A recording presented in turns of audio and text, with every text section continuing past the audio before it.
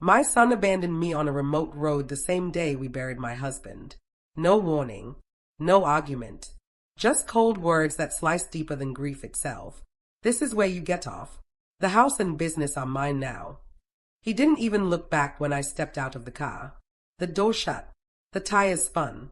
Dust swallowed his taillights, and suddenly, after 30 years of marriage and 18 years of raising that boy, I was nobody. No phone, no money, just a handbag with tissues, funeral papers, and the faint smell of my husband's cologne lingering on my sleeve. I stood alone on that gravel road, black dress whipping in the wind, mascara dried like bruises under my eyes, and something strange happened.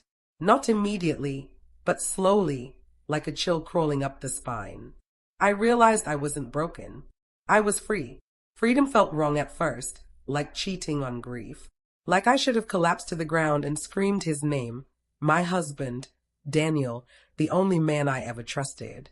But instead, I stood still, breathing, thinking, remembering things I had buried long before I buried him.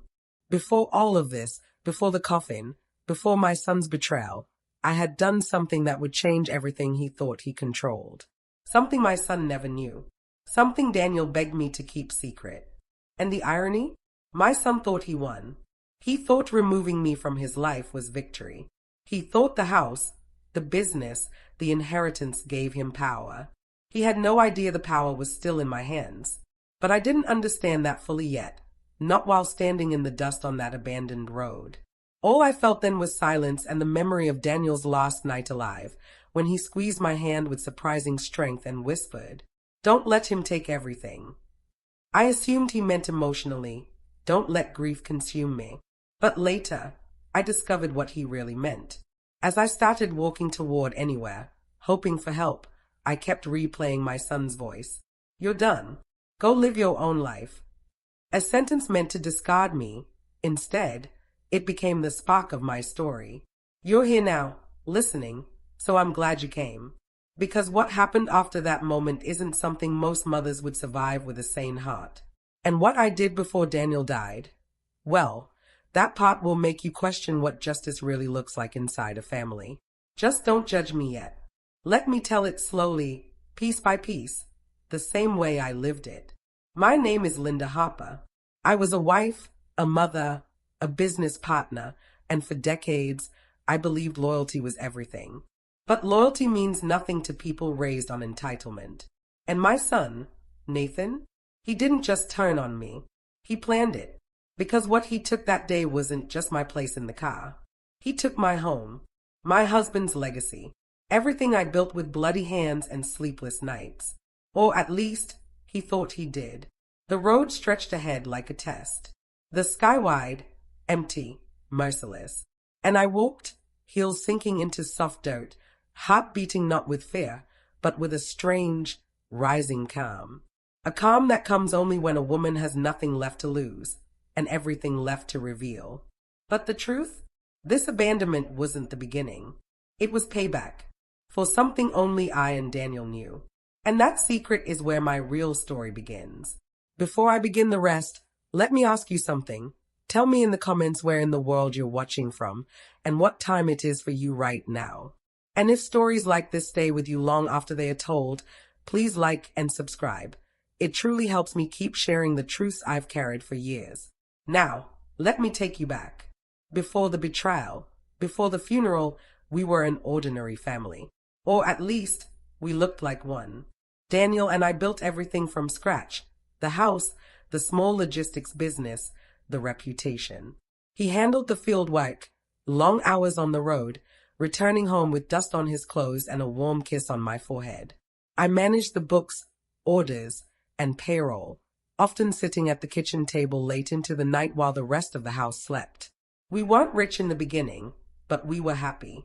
Simple birthday dinners, road trips with warm coffee in travel mugs, Sundays spent in the backyard where Daniel grilled steaks while Nathan chased fireflies.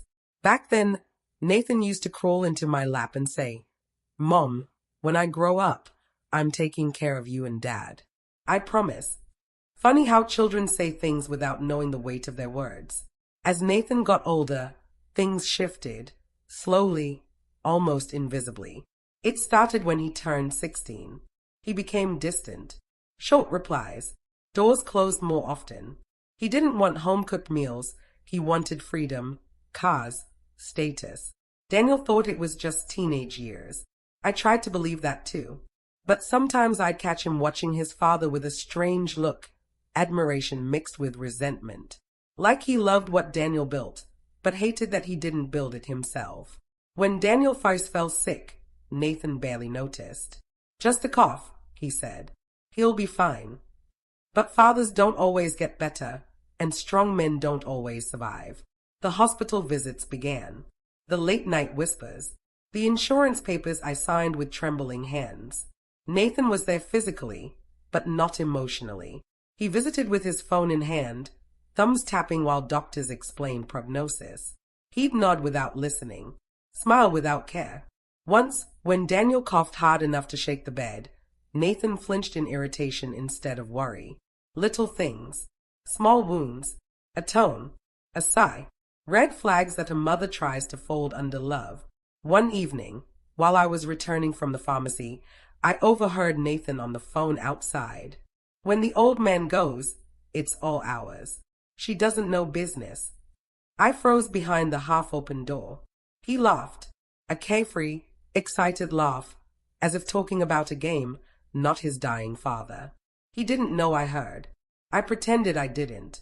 That night, I served dinner like always. Roasted chicken with herbs, Daniel's favorite.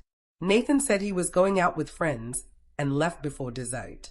Daniel watched the door close, shoulders slumped. Later, lying beside my husband, staring at the ceiling fan spinning shadows across the room, I whispered, "He's changing." Daniel didn't speak for a long time. Then he exhaled and said quietly, "I should have taught him less about money and more about love." That sentence stayed with me.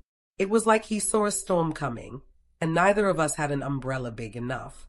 But we still believed we could fix it. Parents always think love can fix everything. We didn't know then that Nathan had already decided what his future looked like. A future where he stood at the top, even if it meant stepping on us to get there. A future where grief would be used as strategy. And the first real blow, it came not when Daniel died, but months before, when he called me into the study and handed me papers that would change everything. Daniel called me into the study one quiet afternoon. Sunlight stretched across the carpet, dust moving like snow in the air. He sat at his desk, pale but steady, a slight tremor in his hands. He'd lost weight. His wedding ring looked loose on his thinning fingers. And when he looked up at me, his eyes were softer than usual, too soft, like he was memoizing me. "Linda," he said, voice thin but certain, "I need you to sign something with me." My heart picked up. Sick husbands don't call their wives into studies for romance. I sat across from him. He slid a folder toward me, thick, sealed, with a pen deliberately placed on top. There was no lawyer present, no notary, no family discussion. Just us, husband and wife. "What is it?" I asked. Daniel swallowed, and for a moment I thought he might cry, but he never did, not even when he was told he had months left. Instead, he opened the folder, and inside were documents I had never seen. Some pages typed neatly, others handwritten. Titles, accounts, silent decisions. The business ownership transfer, to me. The house, to me. The savings, divided in a way Nathan would never expect. My hands went cold. "Daniel, why?" He leaned back slowly, the chair squeaking under his tired weight. "Because I know our son," he said. A simple sentence, but heavy enough to sink a ship. He explained it carefully, piece by painful piece. He'd seen Nathan's behavior change longer than I had. The late nights, the sudden interest in expenses, the way he asked invasive questions about profit margins, workers, routes. The time he casually mentioned a friend whose parents didn't need such a big house after retirement. Daniel noticed everything, and he had planned quietly. He told me the business would appear unchanged from the outside, but legally, the majority ownership belonged to me now. And the house, the home Nathan believed he'd inherit, had conditional clauses. Serious ones. If Nathan tried to force me out, he lost rights. If he sold assets without my consent, he got nothing. If he disrespected me, there were fail-safe triggers. Daniel wasn't just protecting me. He was testing our son. He looked at me then with a mixture of love and guilt. I failed him, Linda. I shook my head quickly, but Daniel continued. I made money easy. I gave him comfort, not character. And when he looks at what we built, he sees ownership, not legacy. My throat tightened. He gently held my hand. Promise me one thing, he said quietly.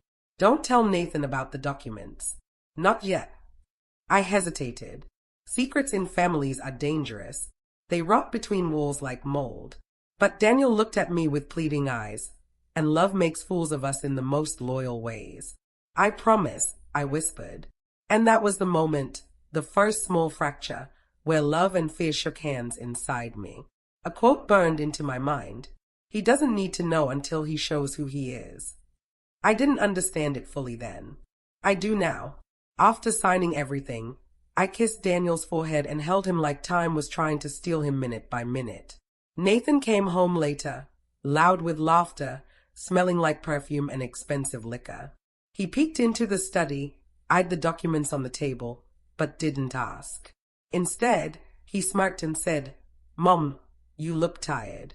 Maybe take a break from all this paperwork. A harmless sentence on the surface, but after what Daniel told me, it sounded like a warning disguised as concern. Small things became big. Every word felt double-sided. And the very next week, I found bank statements I didn't recognize, withdrawals Nathan couldn't explain. When I confronted him gently about the spending, he frowned and said, You don't need to worry about money. I'll take care of things soon. Soon. A short word with long shadows. That night, Daniel coughed so hard I slept upright beside him, holding his back. Nathan never left his room. And for the first time, I wondered, if Daniel died, who would my son become? I didn't have to wait long for the answer. Daniel's condition worsened faster than any of us expected. Hospitals became routine. White rooms, beeping machines, nurses who learned my name. I spent nights curled in waiting chairs while Nathan came only when I called, and even then, he checked his watch more than his father's pulse. One afternoon, while Daniel slept, I drove home to shower and bring clean clothes. Nathan's car was in the driveway, loud music thumping through the walls. For a second, I felt relief. Maybe he finally came to spend time with his father. But when I walked inside, I heard voices from the office, hushed, urgent, nothing like family conversation. I stopped at the doorway. Nathan wasn't alone. He sat across from a man in a suit, leaning over the desk I had just signed transfer papers on. The man tapped a pen, nodding as Nathan spoke. And Nathan said the one line that froze my blood cold. Once he's gone, I'll need everything moved to my name, quickly. My heart slammed. I stepped back, hiding behind the wall. The suited man asked, Does your mother agree to this? Nathan scoffed, actually scoffed. She won't be a problem. Trust me. Something inside me cracked, like glass under pressure. I waited until the man left, nodding politely as he passed me at the door, unaware I had heard everything. When Nathan came out, wiping his smug smile into a neutral expression, I pretended nothing was wrong. Mom, he greeted, grabbing keys. I'll check on Dad later. His casual tone stung deeper than anger could. He didn't see me shaking.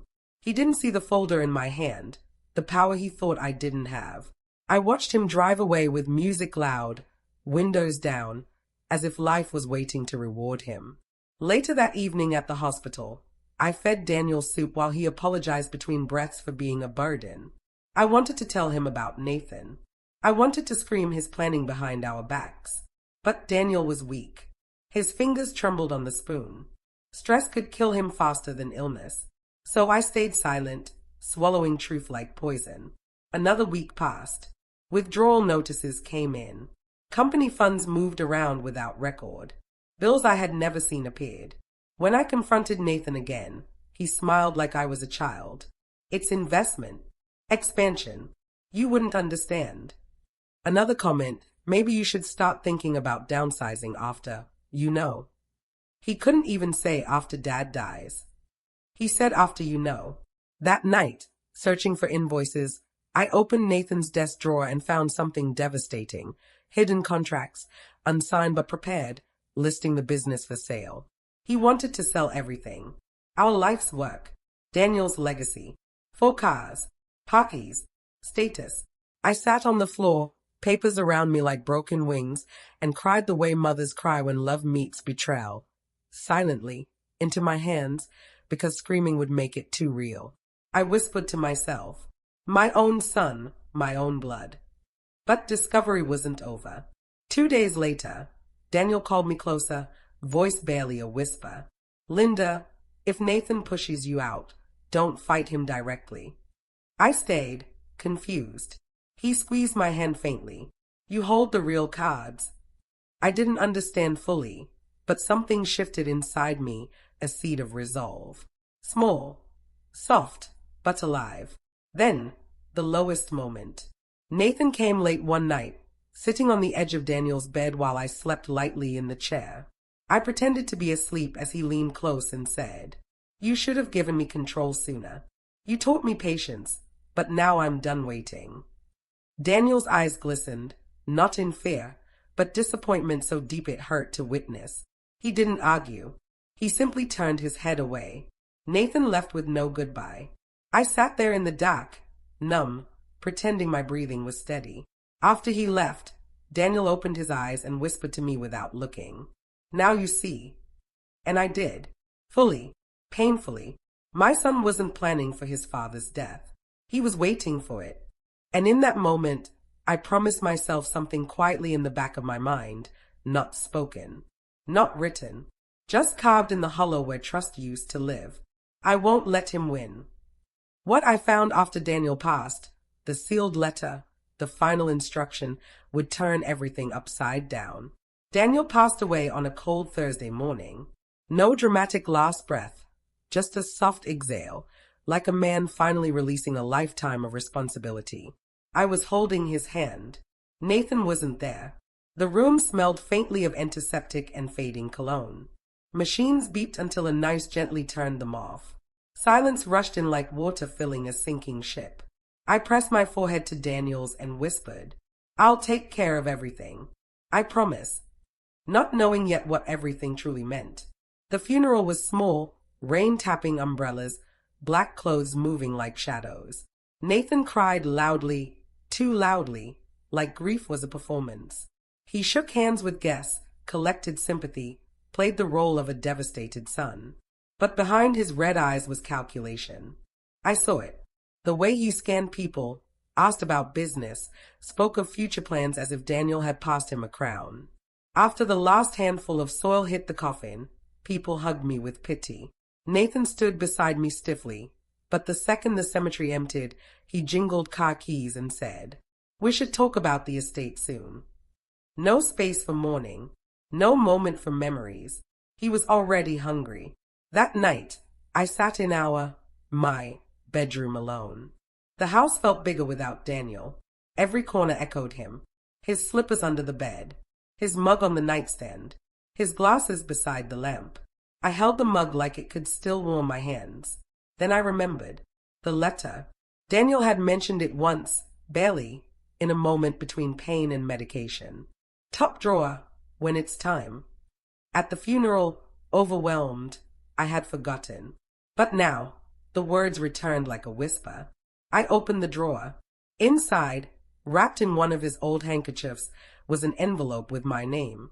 I sat slowly, hands trembling, heart pacing like footsteps in a dark hallway. I opened it carefully. His handwriting, uneven but deliberate. Linda, if you're reading this, it means I'm gone. My breath broke. He explained everything, more than he'd shared while alive. The business transfer, the house clauses, the trust fund locked behind my signature. Nathan had no legal control without me. Every document had been prepared to protect me from exactly what was happening now. But there was more. A second document, a trust assignment, stated that if Nathan tried to force me out, verbally or physically, I was authorized to claim full ownership with no inheritance granted to him. He even anticipated the possibility of abandonment, neglect, verbal abuse. Daniel knew his son. My tears were no longer just grief. They were relief, anger, power intertwining like fire and ice. For the first time, I exhaled without shaking. I stayed up the entire night rereading the papers until they no longer blurred. I made notes, organized files, highlighted sections. I prepared, quietly, patiently. When morning came, Nathan knocked on my door without waiting for an answer. He walked in with that confident tilt of his chin, the same tilt Daniel used to have, but without the kindness. "We need to process the business transition," he said. "Lawyer wants you to sign a few things." He handed me a folder. I opened it. New transfer papers, to him. No condolences. No memories. Just signature lines waiting to erase me. He tapped the page with a pen. "Just sign it, Mom. It's just paperwork." A sentence meant to pressure. Instead, it anchored something in me. I closed the folder gently like sealing a coffin. "Not today," I said softly. He stiffened. "Why not?" I looked him directly in the eyes for the first time since Daniel died. My voice was calm, too calm, because Daniel left me things you don't know about. The way his expression faltered, fleeting but visible, told me everything. He didn't expect resistance. Certainly not strength. A plan began forming in my mind, not revenge yet, but protection. Fortification. Lines drawn quietly on a battlefield he thought he owned alone. He leaned forward, voice lower, colder. "You're making this difficult." I didn't flinch. I'm not the one making it difficult. That was the moment roles shifted. Grieving widow became something else, something steadier. Mother became opponent. I watched surprise flicker in his eyes, the first crack in his confidence. He walked out, slamming the door, muttering that we'd talk later. He had no idea that later wouldn't go the way he planned. Because Daniel didn't just leave papers. He left instructions, and following them would expose Nathan for who he truly was, not just to me, but to everyone watching. The next week moved like a storm building quietly, dark clouds forming, air tightening, every moment vibrating with something coming. Nathan avoided me mostly, not out of grief, out of planning. He began handling calls privately, meeting people behind closed doors, driving out late with documents in hand. Twice I overheard him arguing with someone on the phone. I said she'll sign. She has no choice. Wrong. I had every choice. I waited, patient as a hunter. The calm before a strike is not weakness. It is alignment. Daniel taught me that without ever saying the words. A few days later, Nathan called a family meeting, though we were the only family left. He set up stacks of papers on the dining table like trophies, bank forms, business transfer papers, house title modification, all in his name. He sat at the head of the table, Daniel's seat, legs apart, shoulders stiff, playing king. "Mom," he began, voice firm, rehearsed. "Sign these. We need to move forward." I stayed still. "What if I don't?" He smiled, cruelly confident. "Then you're out. You can live somewhere smaller. I'll give you monthly allowance if you behave." Behave. Like I was a child he owned. I placed Daniel's envelope on the table, the one he never knew existed. His eyes followed it, confused. I opened it slowly, spread documents like cards in a winning hand. Business ownership transfer, my name. Property title, my name. Trust clause, explicit protection for me. Contingency, any coercion voids his inheritance. His mouth parted, color drained. He reached for the documents. I slid them away. "No," I said, voice sharp, steady. "Read from there." He scanned papers, face falling with every line. His hands trembled, anger, disbelief, fear mixing like poison. "What is this?" he whispered. "Your father's final decisions." No, he wouldn't. He did. Silence hit the room like a hammer. Nathan's voice cracked into a shout. "You tricked him." I didn't move. He asked me to sign. I didn't force him. He trusted me. He pushed the chair back, pacing, breathing hard. "You can't do this to me. You did this to yourself, I thought, but instead I said, you left your father alone. You planned to sell everything. You tried to push me out. He saw you, long before you thought. Nathan's rage snapped like a tree branch. He slammed both hands on the table. I deserve it. I'm his son. Short sentence, loud. But entitlement doesn't rewrite signatures. I took a breath. Here's what will happen, I said, calm like winter. I will run the business. You may work under me, salary only. No ownership unless you earn it with decency. His jaw locked. You're punishing me. No, I'm offering you a chance. His chest heaved. For a moment, I saw the little boy he used to be, scrape knees, nervous smile, wanting approval. Then it vanished beneath ego again. He pointed at me, voice low, venomous. If you don't sign, I'll make your life hell. He expected fear. I gave him truth. You already did. Something in him broke. He lunged for the documents, but I was faster. I held up my phone, screen glowing. I recorded everything you just said. He froze. And this, I continued, along with the trust clauses, will go straight to the lawyer. His face collapsed into silence. Checkmate. He sank into the chair, defeated, not crying, but hollow. The kind of emptiness that comes when reality is heavier than ego. I gathered the papers calmly, one by one. Every click of the folder was a door closing behind him. Nathan whispered, barely audible, Mom, please. A softer tone, almost human. For a second, my heart wavered. Love and pain collide violently inside Mother's. But strength held me. I'm not throwing you away, I said gently. I'm showing you the consequence you never thought would come. He looked up slowly, ashamed, lost. That was the moment power shifted completely. Not because I destroyed him, but because he finally realized he couldn't destroy me. The house was quiet after that confrontation, too quiet. No yelling, no slamming doors, no power struggle echoing through the halls. It felt like a storm had passed, leaving the air strangely clean, even if the ground was still wet with debris. Nathan didn't pack his things or run. He stayed, but not as the triumphant heir he imagined. He walked carefully, footsteps softer, eyes lowered. He offered coffee in the morning instead of demands. He asked if I needed anything instead of ordering signatures. The pride that once sat on his shoulders like armor seemed to have slipped off and shattered. 4 days, we barely spoke beyond necessities. Grief hung between us, not just for Daniel's death, but for the years we lost to ego and expectations. I cooked dinner for 1, then leftover plates for 2.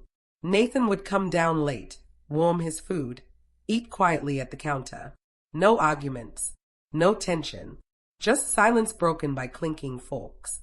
One evening, I found him in Daniel's study, lights dim, papers untouched, staring at his father's armchair like it might speak to him.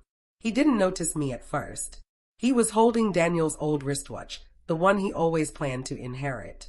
The one Daniel wore every birthday, every family picture, every milestone. Nathan looked up slowly. Mom, why didn't he give it to me? His voice wasn't angry this time. It was that of a son, confused, abandoned, hurting. I stepped into the room carefully, like stepping back into old memories. He was going to, Nathan, I said gently, but he wanted you to be ready. Not entitled, responsible. Nathan swallowed. His eyes glistened, but tears didn't fall. I thought he didn't trust me. I wanted to prove I could handle everything. I sat beside him. You tried to prove it by taking, not earning. Silence again, but a different kind. Not cold, reflective. He nodded slowly, staring at the watch, thumb brushing the worn leather band. I messed up. Not an apology yet, but the closest he had ever come. People make mistakes, I said softly, but not everyone is given a chance to fix them. He finally looked at me, really looked, and I saw regret, shame, and something more fragile than either. Do I still have a chance? My chest tightened. Mothers break 1,000 times in silence before they speak words like forgiveness. You do, I said.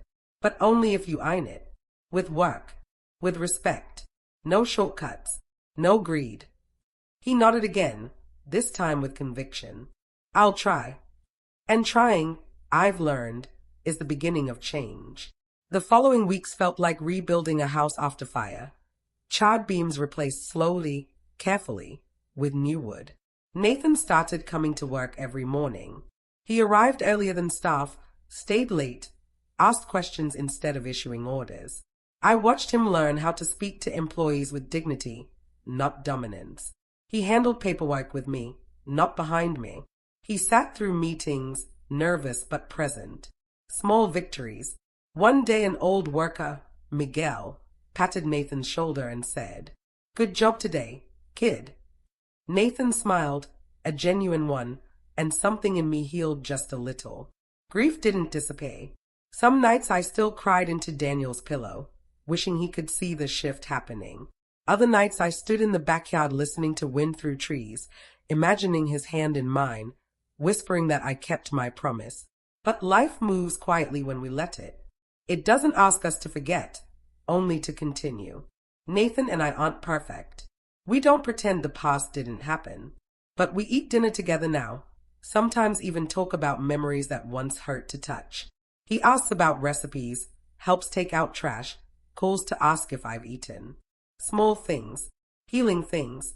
And every time I pass the study, I see Daniel's letter frame on the wall. A reminder that love protects even when gone, that foresight is a final act of care. Some nights, Nathan stands there too. Not claiming ownership, just standing, reflecting, growing. Loss broke us. Truth changed us. Effort is rebuilding us. And maybe, just maybe, that's enough. It's been 2 years since Daniel left us. The wound isn't gone.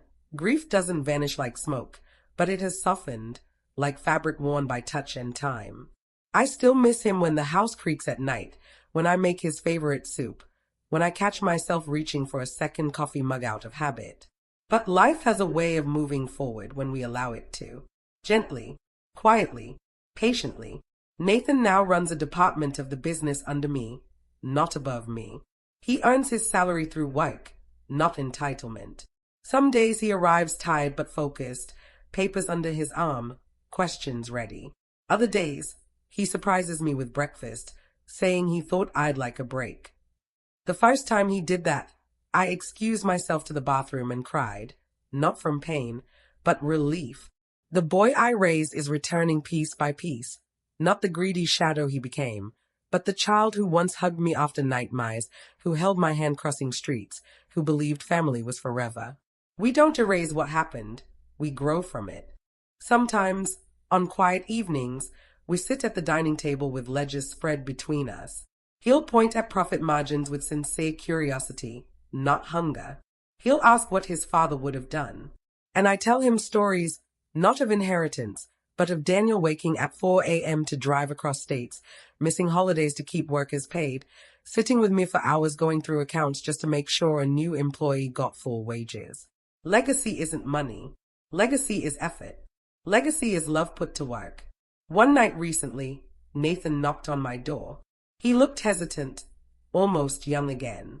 "Mom, can I have Dad's watch now?" I studied him, really studied him. No entitlement in his voice, no claim in his eyes.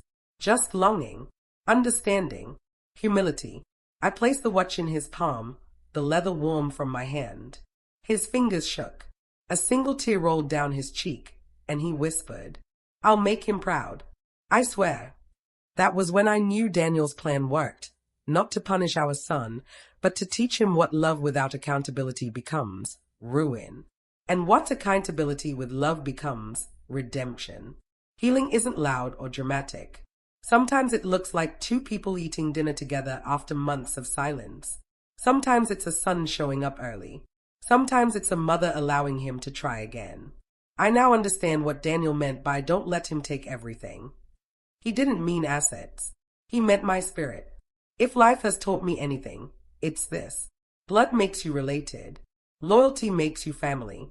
And respect keeps love alive. There will be scars. Every family has them. But scars aren't signs of weakness. They are proof we healed. And if someone listening right now is carrying betrayal, heartbreak, loss, I hope you remember a truth I learned painfully but beautifully. Protect what you build. Stand your ground kindly but firmly. And never hand your worth to someone who hasn't earned it. Because sometimes the strongest thing a mother can do is say, I love you, but I won't let you break me. Thank you for being here with me, for walking through grief, betrayal, power, and healing side by side. It means more than you know. Did you like my story? Please like and subscribe and tell me in the comments where you're listening from. I want to know how far this story of mine travels. And I'll leave you with one final thought, a seed I hope grows in anyone who hears it. Even when someone tries to end your story, you still hold the pen.